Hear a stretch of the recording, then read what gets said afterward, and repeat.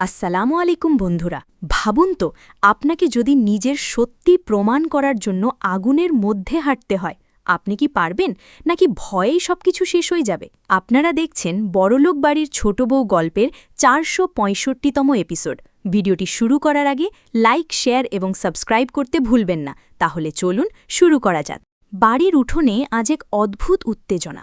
চারদিকে মানুষজন দাঁড়িয়ে, মাঝখানে সাজানো হয়েছে অগ্নি পরীক্ষার মঞ্চ। বরুণ নিচু গলায় বলে, আজ সব কিছুর শেষ হবে অভয়, তুই চিন্তা করিস না। অভয়ের চোখে আতঙ্ক, কণ্ঠ কাঁপছে। শ্রদ্ধার কিছু হলে আমি নিজেকে কোনো দিন ক্ষমা করতে পারব না। এদিকে রোশনি চুপচাপ দাঁড়িয়ে নেই। সে কাঠের ওপর কেরোসিন ঢেলে আগুন ধরিয়ে দেয়। মুহূর্তেই লেলিহান শিখা উঠে যায় আকাশ ছুঁয়ে। সবাই স্তব্ধ। শ্রদ্ধা চোখ বন্ধ করে মনে মনে বলে, মা, আজ যদি পুড়েও যাই, তবুও আমার পরিবারের জন্য সত্যিটা প্রকাশ করতেই হবে। অভয় ছুটে যায় ওকে থামাতে, কিন্তু রোশনির লোকজন তাকে ধরে ফেলে। তারপর শ্রদ্ধা ধীরে ধীরে আগুনের দিকে পা বাড়ায়। ১ পা, ২ পা, কিন্তু অবাক করার মতো ঘটনা, আগুনে হাঁটলেও তার কিছুই হয় না। চারদিকে গুঞ্জন, জয় মা, জয় মা। বরুণ দ্রুত জল এনে আগুন নিভিয়ে দেয়। সবাই এখন শ্রদ্ধাকে দেবীর মতো সম্মান দিতে শুরু করে।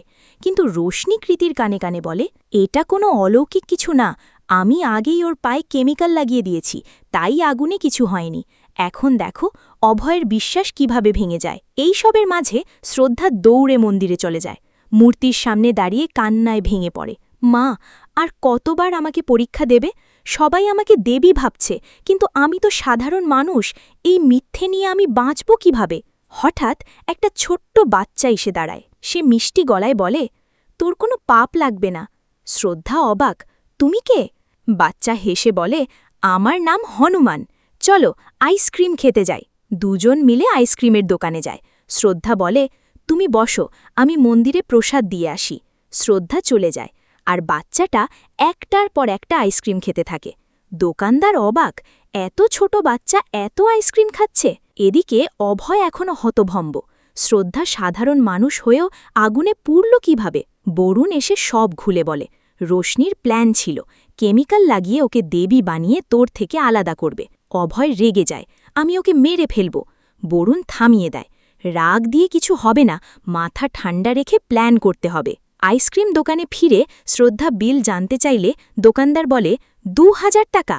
শ্রদ্ধা অবাক, ৩টা আইসক্রিমে এত টাকা? দোকানদার বলে, এই বাচ্চা তো দোকানের অর্ধেক আইসক্রিম শেষ করে দিয়েছে। এরপর শ্রদ্ধা বাচ্চাটিকে নিয়ে বাড়ি ফেরে।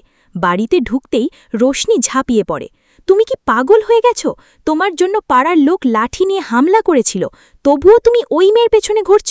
অভয়ের মা কষ্ট নিয়ে বলে, তুই আমাদের কথা না ভাবলেও অন্তত শ্রদ্ধার কথা ভাব, তোর জন্য ওকে আগুনে হাঁটতে হয়েছে। ঠিক তখনই সেই বাচ্চাটা সামনে এসে বলে, দাদি, আন্টিকে বকবেন না, উনি খুব ভালো। রোশনি কিছু বলতে যাবে, হঠাৎ কলার খোলাসায় পা পিছলে ধপাস করে পড়ে যায়। সবাই হেসে ফেলে। কৃতি জিজ্ঞেস করে, এই বাচ্চাকে? শ্রদ্ধা শান্তভাবে বলে, ওর নাম হনুমান, মন্দিরে পেয়েছি, পণ্ডিতজির ছেলে, কিছুদিন আমাদের সাথেই থাকবে। পুজোর প্রস্তুতি শুরু হয়, কিন্তু ফুল নেই। ঠিক তখন বাচ্চাটা ফুলের টব ধরতে যায়, পারে না। অভয় আর শ্রদ্ধা এগিয়ে এসে ধরে, আর হঠাৎ শুকনো গাছে ফুল ফুটে ওঠে। সবাই অবাক। শ্রদ্ধা সেই ফুল দিয়ে পুজো করে। এরই মাঝে বাচ্চাটা ঠাকুরের লাড্ডু তুলে খেয়ে ফেলে। অভয়ের মা বলে, এটা আজই ভোগ দিতে হয়।